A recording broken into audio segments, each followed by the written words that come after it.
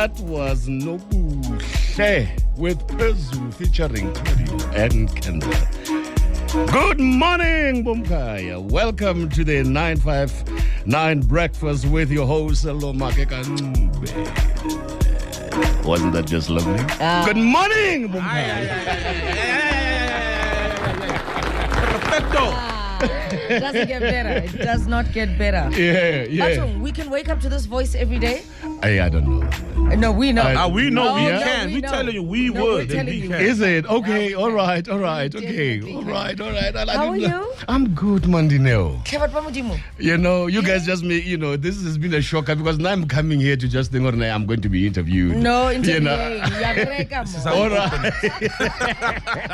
Good morning to you too. No, good morning, guys. Thank good you morning, very guys. much for the honor. Yes. We're excited. No, thank you, madam. So just a quick question. The childlike thing about you. And definitely not childish, right? No, wait, Yeah. no, not childish at all. Yeah. This was mine. Huge difference between childish and childlike. Like, yes. Obviously you've matured over the years, and there must still be something that you do that reminds you of when you were a kid, and you're like, all these years and I still do this. Yeah. you have any? Yeah. And I'm trying to think. Marco Jive, I think. No, I think if there's anything that really makes me or make me to connect, I think with my childhood or with that childlike spirit. Yeah. You know what I mean? I think Ujaiva. Well. Because I think it's the time or the moment when I'm the freest. Wow. Do you get judged for the way you dance? No, Are you a I good haven't. dancer? Oh. Hey, come on, Jaiva.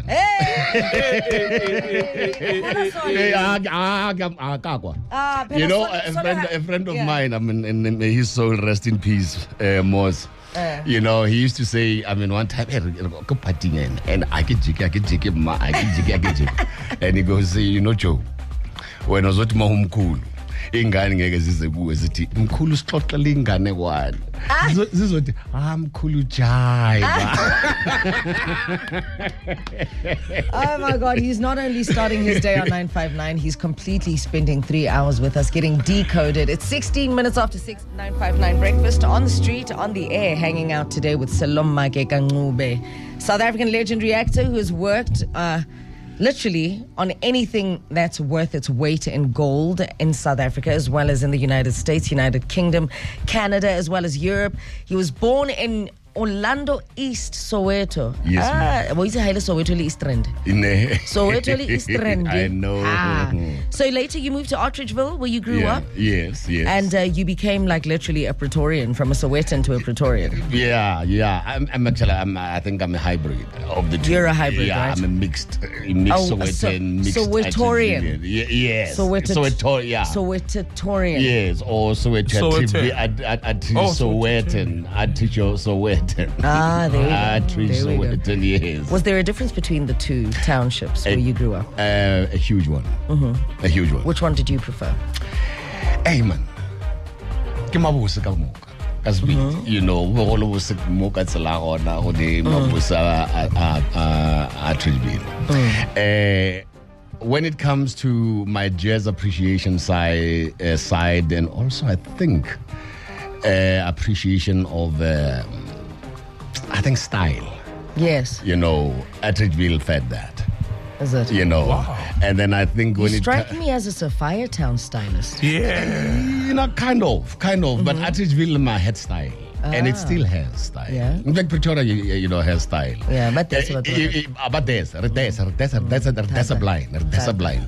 And and I actually remember speaking to Brazix Mukai.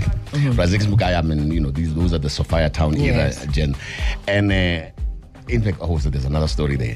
Brazix used to tell me how they used to come by Lo Groover, but where Sophia Town, how groovy wako at Cherryl.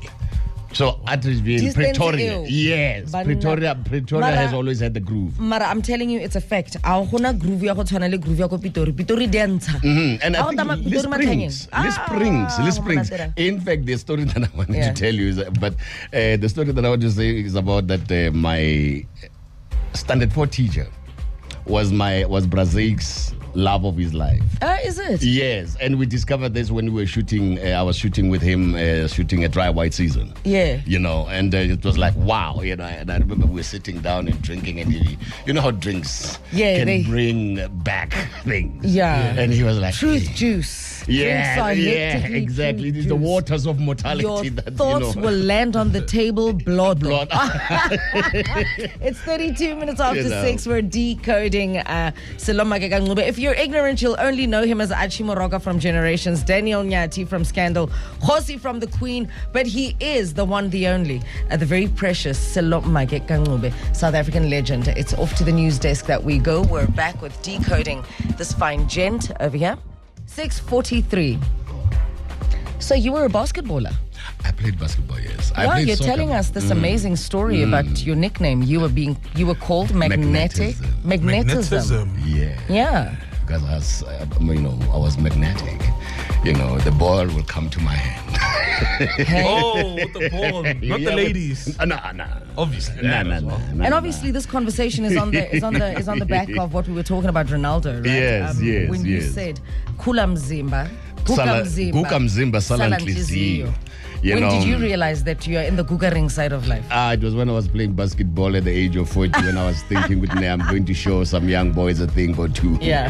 And when I jumped, and the landing was so painful, I felt like my spine went into my skull. And I realized, and I remember just thinking, damn, I don't have springs anymore. Saying that to myself. But yeah. What happens to you when you're realizing that iminyaga ihambile actually, I think there's the resistance at first, as I, got into the 40s, and then you get to, a parking area, and later on, uncle, like, hey, man. Does that happen in acting? Because I think with actors, you guys are fortunate because even when you do get older, you can just play appropriate roles. It's not like you lose the acting ability. Does it happen when you feel old? No, it doesn't. It doesn't. I guess you sort of realize. I mean, when I entered into the industry, I was somebody's son. And now I'm playing somebody's father. Yes. So characters, obviously, they do show over the years. Exactly. It's wild. And that's like, art imitating life, because you start out as somebody's son. You end up as somebody's father. His father's, exactly. That's wild. That's it. That's it. So, I don't think age, though I think the industry tends to do that to us, and I think also South Africa, because there's this whole thing, things must go to the young, but it's a travesty of sorts, and it is almost in a way breaking the passing on of the baton. Yeah. Can you imagine that nature changes, says no, we don't need anything with parenting now, children must just come up. It doesn't make sense. It doesn't make sense. Yeah. There's always a passing on. I think life is designed in such a way that we are only just but conduits. In everything, and in that one, there's a passing on of something, from birth. Our parents have a lineage from somewhere. Absolutely. And we came through them, and our children have come through us, and they are going, that's why I say we are just conduits. For me, it is like even, the whole thing, and sometimes we think we are here to be permanent. No. Never. We are impermanent beings. We're replaceable. We are, in our nature, we are replaceable. No, we are impermanent. And somehow the way we do things, we want to think as if like we are going to be here forever. I like the story of Alexander the Great. That on his deathbed, he gave 3 instructions. First, his coffin must be carried by the best doctors or physicians, as they used to call them at that time, that the country had. And secondly, all his treasures and everything must be strewn, on the road, so that his procession must walk over them. And then his hands must be, be outside his coffin. And the reason for these things was that with the best physicians in the country, they couldn't keep me alive. And then with the the whatever treasures. You know, it says that with all the treasures that I've amassed in this world, I am leaving them. I take nothing with. I'm taking, and the hands outside was, I'm taking nothing with. We go as we came. Naked, with folded hands, you know, and then when we die, also, in fact, with empty hands. With empty hands. Because when we grow up, we learn to open these hands and we collect and we catch there. But after that, it's like... Throw them out. You throw them out. Sure, childlike traits. Sanel musician featuring Mlindo Bamtatila. I still remember when the song first came out, the excitement around it. It's such a chill song. It also sounds a little playful, right? Yeah, and I think it reminded you of a time in your life when things, you had said it before. Yeah. Told me. Yeah. So it's memory. No, not even. It was a transition in my life, hey, from like seriously dark times to really, really great times professionally. It's just, I'm very fond of it. Bamtatile. It's 6:56. So your name. I'm told. Well, I read that you added Ncube to your name to honor your father. Yes. Tell me about us. Well, tell us about him and your relationship with him. No relationship. Sperm donor. Is it? Yeah. Oh, that's sad. But we actually got to, I think I got to live with him, I think, at the age of 24. And, you know, I think I lived with him for about 2 years, and then, you know, you need your independence. Of course. You know, you can't always waiting for his stay. How was it in that 2 years? Yeah. But that 2 years was very enlightening. Is he a nice guy? I was an exceptional guy. He used to be the goalkeeper of Orlando Pirates. Oh, wow. Yes. I mean, he was the goalkeeper of Orlando Pirates, like late 50s, early 60s, and had a car accident, and that got him out of football. You know, he was in the same squad with Scarason. And in fact, they were buddies. Yeah, you know. And that 2 years where I think it actually helped me to even consolidate my identity as a man. In fact, you know, one of the things that I have that I loved from childhood is peanut butter. I love peanut butter. I was even caught as a child sneaking out at night. You know, I mean, I was the eldest, and I used to wash dishes at the end of of supper, and then. And it's now, you know, like I'm not throwaway to where cutlery. Never had, you know, like these partitions. The partitions. Everything in the drawer. So, but what I would do was that when I wash dishes, when I wipe them, I will always make sure that I set a teaspoon right at the thing, so that when I come in the dark, you know, to come get my dose of peanut butter, I just open and go straight there. And then one day I forgot. One day I forgot, and the next thing, and I'm busy looking for a teaspoon, and just as I had gotten there and dug into it, as I put my teaspoon in my mouth, the light went back. And my mama, are you so long? You're only hold you. You know. Hey, don't repeat this. Decoding Sello Maake Ka Ncube. It is top of the hour. 7:23. Decoding Sello Maake Ka Ncube. Grandpa Cools. Yes, Cools. That's what his grandkids call. So you're a dad, right? So I'm a dad and a granddad. And a granddad. From your firstborn to your lastborn. How would you say you've changed as a parent? Because I mean, as we grow older, as we mature, we become better people. Well, we'd like to think. Right? Is there a difference in how you raised your firstborn child and how you were with your lastborn? Not much. I think I would say there's been more a continuation, you know, because I remember, I think how I was raised, you know, had a lot into how I perceived parenting, you know, and also I think the experiences. For instance, I mean, I grew up I wasn't raised by my biological father, Ncube, and I was raised by Maake. And any reference of paternity that I have is of Maake. You know what I mean? If I've got to think of how a father, raises his child, it's Maake, you know. And then, and it was from, making that analysis of that. There are certain things that I loved from Maake. And also when I discovered my father, then there were certain elements. In fact, I began to understand this, even my temperament, in the 2 years that I stayed with him. Because I realized, I've inherited that temperament from you're him. The seed of exactly. this. You know what I mean? And that helped me to understand and make even some adjustment, even with regards to my manhood. My transformation, like I say, I stayed with him when I was at the age of 24. And at that age of 24, it is when it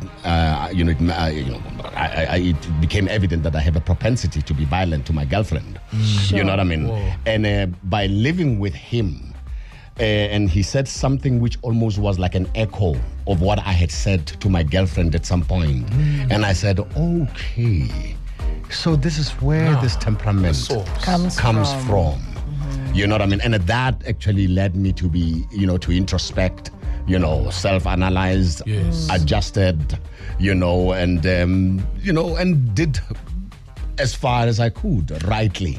I think you're extremely lucky, not having your biological dad and still be fortunate to have a father. Yeah. Did you, though, even though there was probably no void of a father, but did you ask him, because now you spent 2 years with him, you're 24, you're a grown man, why weren't you there?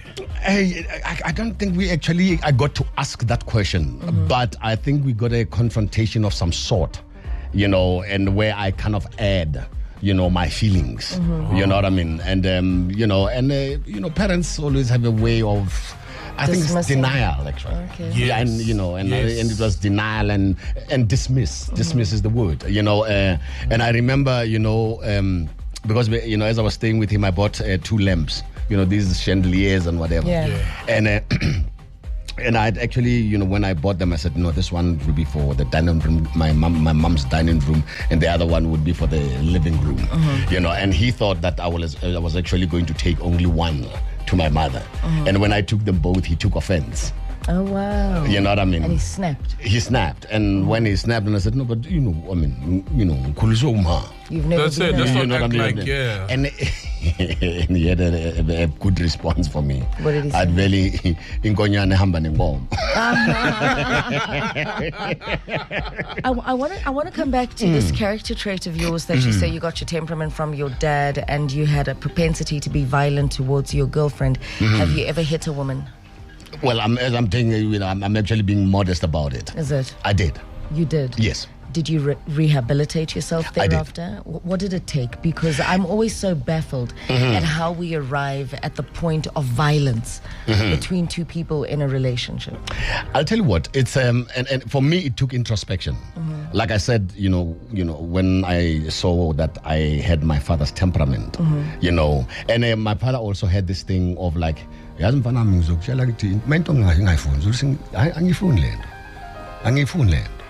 angiyithandi le nto and kofika la inhliziyo yami ithi chife Ngizokushaya. athi ngiyokushaya kanye nje Yo. la enhlafuneni wangawa ngiyabaleka or athi ngizokunqubuza. You know what I mean? And and I have that temperament. I will always say, hey, hayibo, and kuyafika la ukuthi chife. Do you still have to fight to control it even at this age? Not now. Like I said, I mean, when I discovered that, then then was the beginning of introspection. And in introspecting, then I realized also what was also the drivers. One of the drivers was insecurity. Another driver was jealousy and insecurity. It's the same thing. Yeah. The other thing is, I have a starter. Meaning? So when I'm agitated, I stammer. Oh, you stammer. Yeah, ngangingiza, but people don't discover. Yes. Even though I exaggerated it a bit. Yeah. But and you can imagine that when you get agitated and you stammer, so you are failing to articulate yourself. And you become frustrated. And then in that frustration, then you lash out. And I began to see that. I practiced what was called timeout in 1984, which was not even fashionable at the time. So, I think for anybody, if ever they have to deal with that, You know, deal with yourself first. And most of the time what we tend to do is like we always want to see the problem in another person. It is not what the other person does, it's how you react to what the other person does. That's for me. That's, you know, and I began to know that where am I wrong? And when I'm wrong, I deal with the wrongness, and if it means I have to apologize for it, then I would apologize for it, you know. But another person's actions are not my responsibility. Not your responsibility. I'm only responsible for mine. In your rehabilitation process of self, when you were self-reflecting, when did you know that now you are healthy as a man, mentally, emotionally, possibly spiritually, and now you can be trusted by a woman with her heart? I think it is actually only now. Really? Because throughout the whole time, you still kind of like dealing with it. I mean, even though, here's what I stopped, I think in 84, and I relapsed in 2000. Is it? Yes. You know, and after that, after that relapse to now, is what, 2000 to 2022? 2022. What I say, Guti, intombazana engizongenza or umuntu wesifazana ozongenza ukuthi ngimshaye akazalo. Oh wow. Akazalo. And which means as long as I live, it won't happen. It won't happen. Wow, brilliant. Thank you for the honesty. I appreciate this honesty so much. I think we all do. Because it's a baffling conversation. No, it is important. Yeah. It is important, and I think we really need to also today. I'm a gender GBV activist, you know, and actually having these conversations, and we have to have very open and sincere conversations about it, especially in this country. You know, and the thing about it is, actually, there are differences. There is, you know, gender-based violence that is serial or psycho-driven. There is gender-based violence that is IPV, interpartner violence, you know, and whatever, rapists, you know, and there are those who are serial rapists, and which is a kind of a sickness. And also there's pedophilia. Yeah. And I think we don't actually, you know, separate all these things. Every time one thing happens, we just bundle everything. And I think we need to actually at times maybe need to separate this in order to deal with them separately. Because as long as we bundle them, we are not getting to get to the solution of it. Sure. Decoding Sello Maake Ka Ncube. I don't think I was ready this morning when I woke up and came into studio and thought I'm going to be hanging out with this guy. Well, we knew we're hanging out with the great, but, you know, the depth of the greatness is beyond what you've done in your career, actually. It's really about the vessel that you are. Don't make me blush. It's true. It's true. 31 after 7. Amy Winehouse, Love is a Losing Game. So this one time I'm on a plane, I'm flying to China. Yeah. Right? So we've got these movies and documentaries that we can opt to watch and I decide, you know what? I've been mourning the death of this girl for a while, Amy Winehouse. Let me just watch this documentary. Did I not re-trigger myself? My love for her is so deep. Wow. Very deep. But that happens. Did I not cry? I can imagine. I can imagine. How's your stance on love? Ooh, love is good. Do you think love is a losing game? Love is not a losing game. Where do we get it wrong? I think, you know, there's this whole thing of trying to just homogenize things, or even maybe homogenize is not the right word, but we tend to think that we react to love the same way.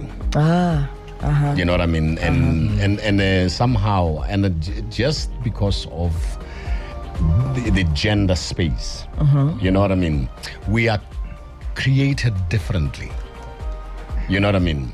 A man can be as empathetic to a woman's, you know, pain and whatever, but they can never know the feeling. We can never know as men the feeling of having life develop inside your body. That feeling we will never know. That sensation we will never know.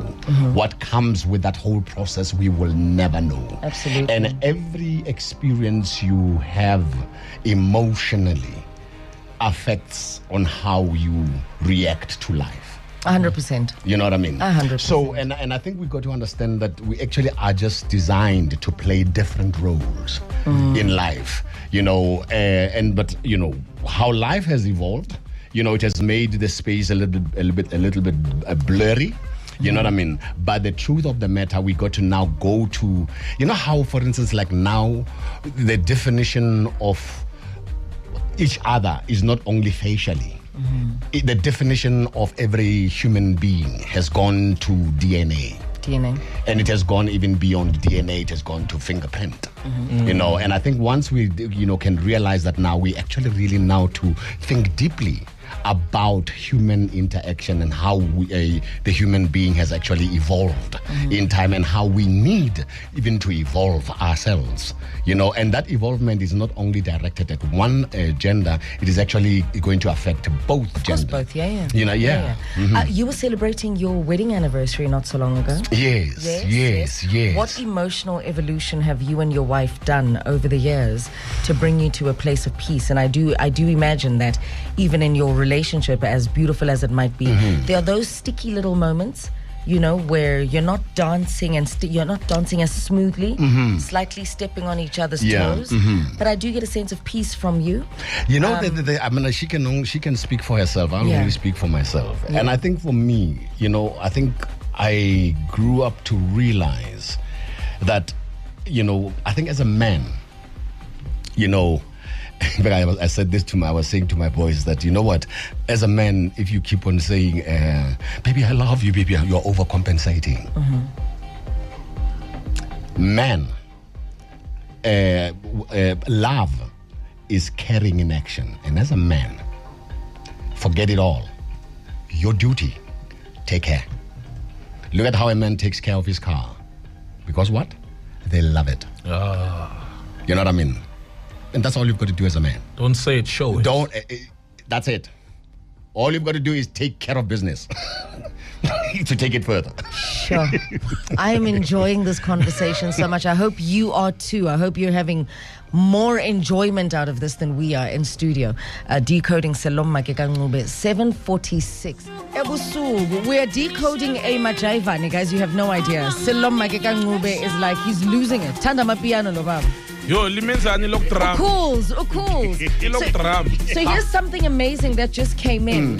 Good morning. Please kill the music. You have to lower it because it's nice, actually. It's a beautiful song. He loves it. You know, we can't be rude to our guests. He says, good morning. This is a text that just came in.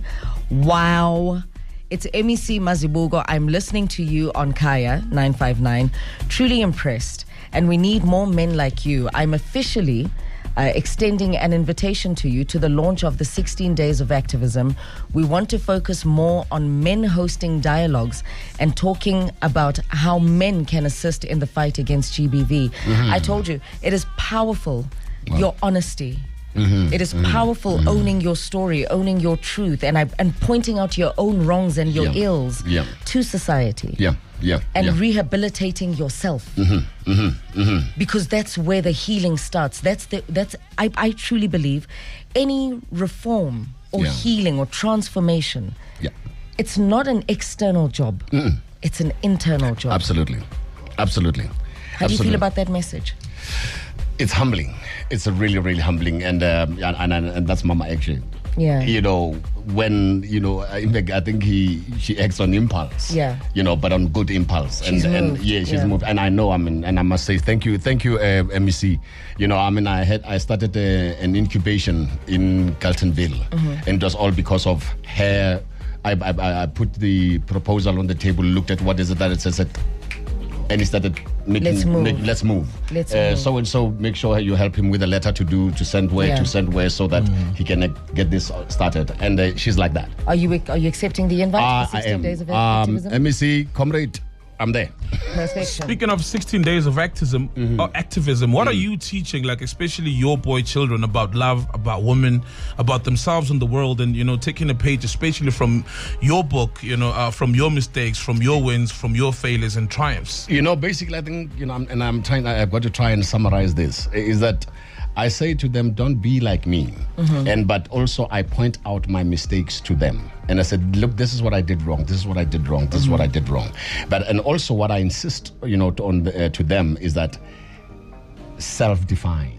The interview with Sello Maake Ka Ncube. One thing about us, 959 Breakfast, quality interviews. Do you feel this was quality, sir? Do you feel you didn't waste your time this morning? No, actually, I had fun. I'm glad. Yes, I had fun. We are glad. You know, it's so short.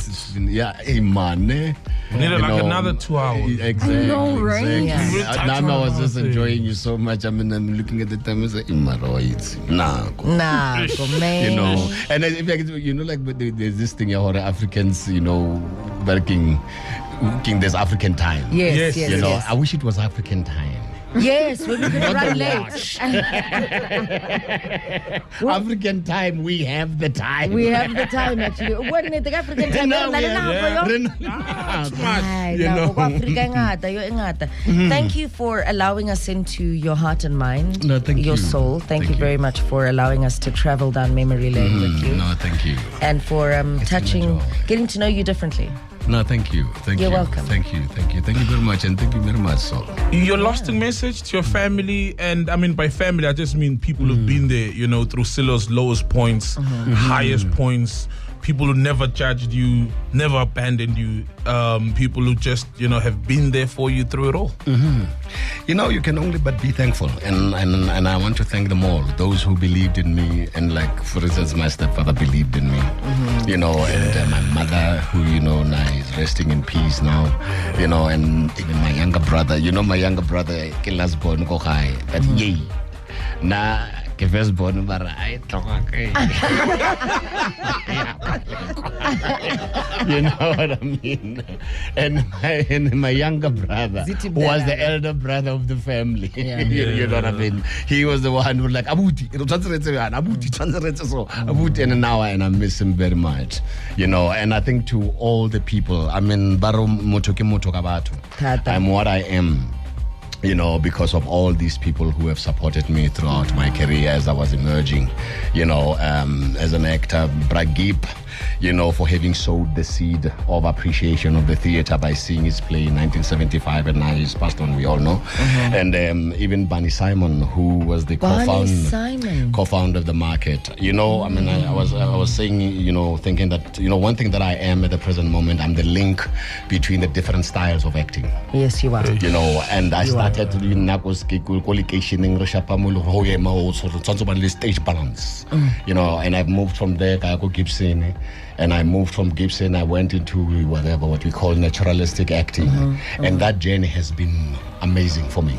And I think now, because of that, it's about time that I passed on the baton, and all the experiences. And I think, like I say, at the present moment, our acting space really needs, somebody to speak to it. And here you are. And as actors, basically, one thing that we are not regurgitators of lines, but we should be regurgitators of the sensations of the human condition. Sure. I love that. Regurgitators of the sensations of the human condition. Not lines. And one thing that we are not taught, I think what I've seen with the actors that I've worked with, it's not being taught how to take in the sensations so that you can execute them on demand. You can only but regurgitate with what you've taken in. So at the present moment, I think the whole approach in the acting space, they are not allowing actors or teaching them how to take in the sensations. Well, we look forward to experiencing you passing on that baton. Actually, this morning, when I leave here, I'm going to the Market Theatre Lab. I've got a workshop with some young actors. You've got to go and see this play. It is called The Drowning Eye by Frans Fanon. And this play ends on the 23rd of October on Sunday. Please, guys, go and see these young people. I have never been moved or even enthralled watching a performance like I did when I watched those kids that I'm going to have a workshop with now. Oh, there we go. Sello Maake Ka Ncube, Decoded. A round of applause. Come on now. And hello, and we leave the last. But again, the best for last. Hello, baby. That's my sweetheart. That's his and sweetheart. Thank you for our company, my sweetheart. You're always there for me. Hey, you are what God ordered for me. Oh, thank you. That's so beautiful. You can catch this on kaya959.co.za.